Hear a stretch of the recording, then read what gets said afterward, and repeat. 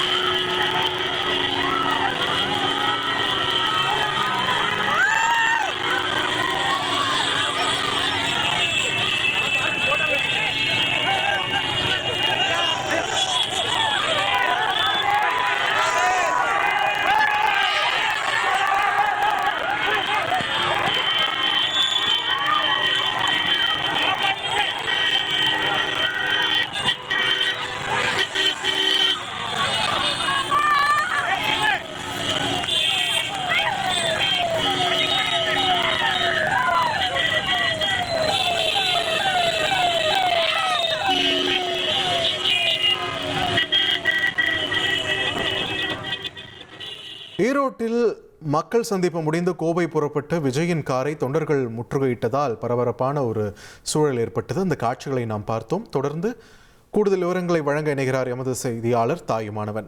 தாயுமானவன், வணக்கம். நிறைய அறிவுறுத்தல்கள் இது சம்பந்தமாக கொடுத்தாலும் அங்கே அத்தனை பேர் விஜயோடைய வாகனத்தை சூழ்ந்திருந்த காட்சிகளை பார்த்தோம். நிலைமையை எப்படி சீராக்குனாங்க? அங்கே உள்ள சூழல் என்ன? கரூர் துயர சம்பவத்திற்கு பிறகாக விஜய் அவர்கள் தமிழகத்துல பொதுவெளியில தன்னுடைய மக்கள் சந்திப்பு நிகழ்ச்சியை மீண்டும் தொடர்ந்திருந்தார். குறிப்பாக ஈரோடு பெருந்துறைக்கு அடுத்திருக்கக்கூடிய பகுதிக்கு வருகை தந்திருந்த அவர் இன்று தன்னுடைய அந்த மக்கள் சந்திப்பு நிகழ்ச்சியை முடித்திருக்கிறார். குறிப்பாக சொல்ல வேண்டும் என்றால் இந்த விஜயமங்கலம் என்ற பகுதியில தான் இந்த மக்கள் சந்திப்பு நிகழ்ச்சி என்பது நடைபெற்றது. காலை முதலே ஆயிரக்கணக்கான தொண்டர்கள் ஒவ்வொருவராக வருகை தந்த ஒரு சூழல்ல அனைவருமே மாநாட்டு திடலுக்கு சென்று விட்டார்கள். விஜயனுடைய வாகனம் வருவதற்கு ஒரு பிரத்யேக வழி என்பது இங்கே அமைக்கப்பட்டிருந்தது. அந்த வழியின் வழியாகத்தான் விஜய் அவர்களுடைய வாகனம் என்பது உள்ளே நுழைந்தது.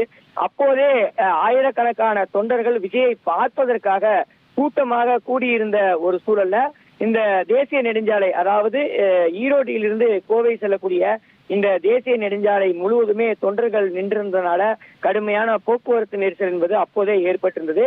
இதன் தொடர்ச்சியாக விஜய் தன்னுடைய மக்கள் சந்திப்பு நிகழ்ச்சியை முடித்துக் கொண்டு தன்னுடைய கார்ல புறப்பட்டு மீண்டும் அந்த தேசிய நெடுஞ்சாலை பகுதியை நோக்கி வருகை தந்திருந்தார். சரியாக அந்த திடலுக்கு அருகாமையில விஜயமங்கலம் சுங்கச்சாவடி இருக்கிறது.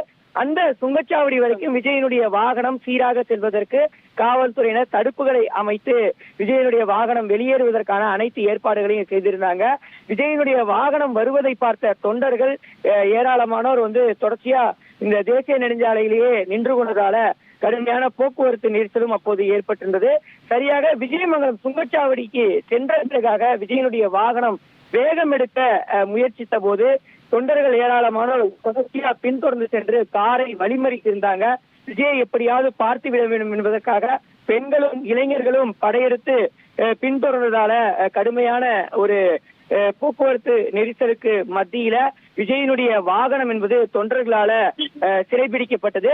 விஜயனுடைய காரி கதவுகளை திறப்பதற்கும் அதே போல் கண்ணாடி கதவை தட்டி கீழே இறக்கும்படியும் பெண்கள் இளைஞர்கள் என பலரும் முயற்சித்தாங்க. இதனால இந்த பகுதியில ஒரு பரபரப்பு என்பது ஏற்பட்டிருந்தது.